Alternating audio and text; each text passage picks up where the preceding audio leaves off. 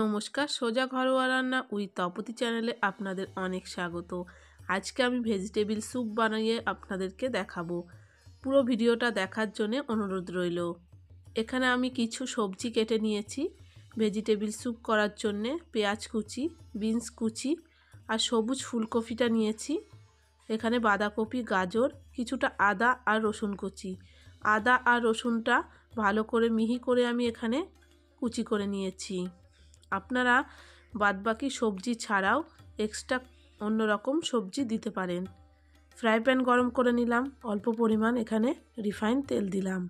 Refine তেলের বদলে কিন্তু আপনারা বাটার দিতে পারেন। এবার রসুন কুচিটা দিয়ে ভালো করে এখানে নাড়াচাড়া করে নেব, যাতে রসুনের গন্ধটা একটু চলে যায়। এরপরে আদা কুচিটা দিয়ে দিলাম। আদা কুচি আর রসুনটা একটু ভালো করে নাড়াচাড়া করে নিয়ে বাদবাকি সবজিগুলো দিয়ে দেবো। প্রথমেই দেবো পেঁয়াজ। পেঁয়াজটা দিয়ে আবারও ভালো করে নাড়াচাড়া করে নেব, না হলে কিন্তু পেঁয়াজটা কাঁচা থাকলে ভালো লাগবে না খেতে। দেখুন এখানে কিন্তু পেঁয়াজটা আমি ভালো করে নাড়াচাড়া করে নিলাম।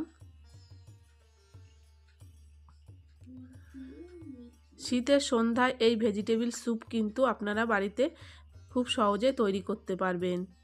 অল্প পরিমাণ লবণ দিয়ে দিলাম।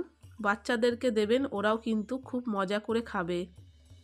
বিনস কুচি দিয়ে দিলাম, এখানে দিয়ে দিলাম গাজর, সবুজ ফুলকপিটা দিয়ে দিলাম। এবার দিয়ে দেবো বাঁধাকপি।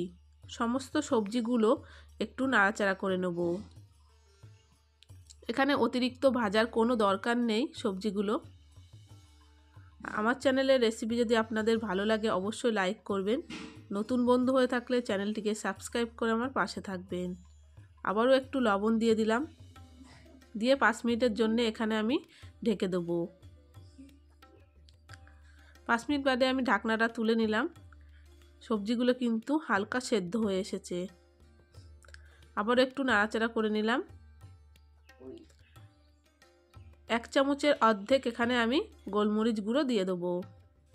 আপনারা কিন্তু ঝালের জন্য লঙ্কা কুচিটাও দিতে পারেন। আমি এখানে গোলমরিচ গুঁড়োটাই দিলাম। একটু হালকা নাড়াচাড়া করার পরে এখানে পরিমাণ মতন জল দিয়ে দেবো। বেশি জল দেওয়ার কোনো দরকার নেই, যেহেতু সবজিগুলো অনেকটাই সেদ্ধ হয়ে এসেছে। ঢেকে দেবো 5 মিনিটের জন্যে। জলটা ফুটে উঠলেই কিন্তু ঢাকনাটা তুলে নেব। দেখুন কত সুন্দর এখানে ভেজিটেবিলগুলো সেদ্ধ হয়ে গেছে।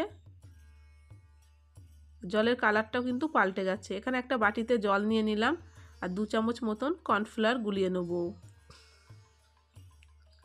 তো সবজিটা আরেকটু নাড়াচাড়া করে আমি এখানে কর্নফ্লাওয়ার গোলাটা দিয়ে দেবো।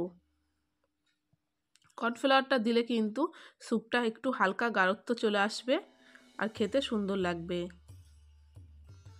দেওয়ার পরে কিন্তু অনবরত নাড়তে হবে, না হলে কিন্তু দলা বেঁধে যেতে পারে। আমি এখানে অল্প পরিমাণই দিয়েছি, অতিরিক্ত দিলে কিন্তু এটা গাঢ় হয়ে যাবে। দেখুন এখানে কিন্তু আমার তৈরি হয়ে গেছে ভেজিটেবিল স্যুপস। আর আমি কিন্তু এখানে কিছুই দেব না, একটা পাত্রে নামিয়ে নেব গরম গরম।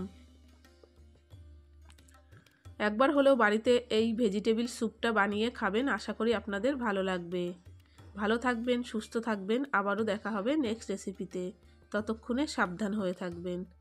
আর নতুন বন্ধু হয়ে যদি থাকেন প্লিজ চ্যানেলটিকে সাবস্ক্রাইব করে আমার পাশে থাকবেন।